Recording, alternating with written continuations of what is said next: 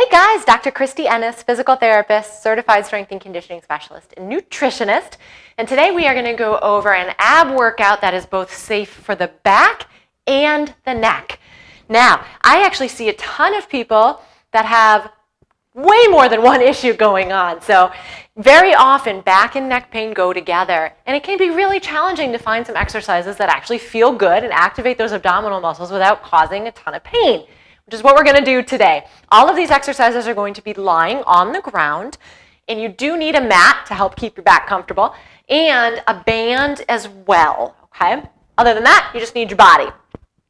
So here, I'm sorry, and this is my beautiful 5-cent glider. So you can use a paper plate, you can use a towel. It needs to be on some sort of surface that will slide though, okay? So step one is getting down onto your back in that neutral spine position, which I've certainly gone over before, and I'll link that video so that you guys can check that out in case you're not sure, but I'm gonna find that neutral spine, my happy spine spot, engage in through those lower abdominal muscles by pulling that belly button in, and that's my starting position. So I am going to start by just a little bit of a slight march. So as I'm doing this, what you want to make sure of is that your hips are level and you're not pushing your abdominal muscles out. And it's okay if you only have a little teeny tiny lift, okay? If that is too much, right, you find that you're pushing your abs out or you're tilting your pelvis, this is terrible form, don't mind me here. You're going to grab your little slider and you're going to do a little heel slide to start, okay? That way you're not having to lift any leg, any part of the leg off the ground, so that makes it a little bit easier.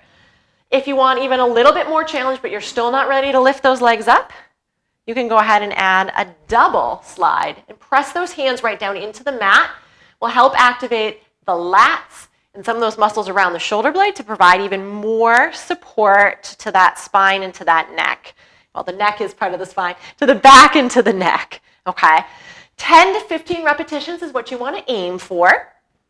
Now, if it feels okay to lift that leg, we're going to go with a bent leg to start, and you're going to add in a little circle. Notice my circles are very small because if they're big, that hip pops right off the ground. If it feels okay on the hip and the back and everything else, you can add a straight leg circle. But again, don't let that circle get so big, otherwise you're no longer stabilizing if that hip pops out, okay? I'm going to grab onto that band next. You're going to think about, again, keeping that neutral spine, squeezing into those bum muscles. And as I lift my butt off the ground, I'm going to pull down with my arms. There's a few things you want to think about with this. Number one, like I said, is squeeze that butt.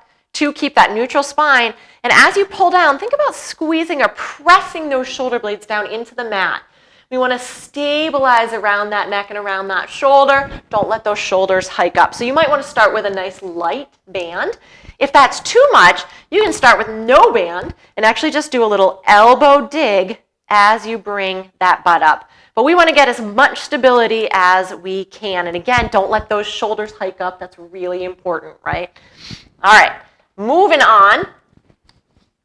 We're going to go. I'm just going to grab onto this so I get a little more resistance here. And you don't have to have fancy bands with handles either. All right, so we're going to start with a bent leg, and I'm going to actually add a little pull or almost a chop over. So I'm really having to engage all through in here.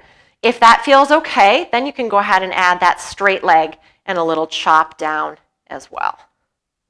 Right? You can even engage and press into that opposite leg. But notice, and I just noticed myself doing it, I'm starting to do a little bit of a whoop, tilt. Don't do that. Don't be me. Good. Again, you can always do this too with that heel slide to start if it's too much to lift that leg right off the ground. Right? So there's always modifications. And then one last one.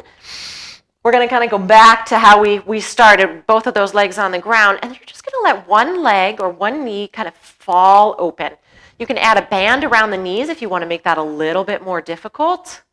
But again, you're really using every muscle in that lower abdomen to keep that hip from kind of popping off the ground on the other side and to keep this side that's moving nice and stable. So very subtle motion, but super important to keep it subtle and to really focus in on what those muscles are doing. And always be careful about how you get up and down off the ground, which I know I didn't do before, but I am now. So there you have it. 10 to 15 reps of each of those exercises, some modifications to go with them to make it a little easier or a little harder, and really way less stress on lots of areas of the body to get these abs activated. So thanks so much for tuning in today. Stay tuned for more and check out my website at drkristieennis.com to sign up for my newsletter.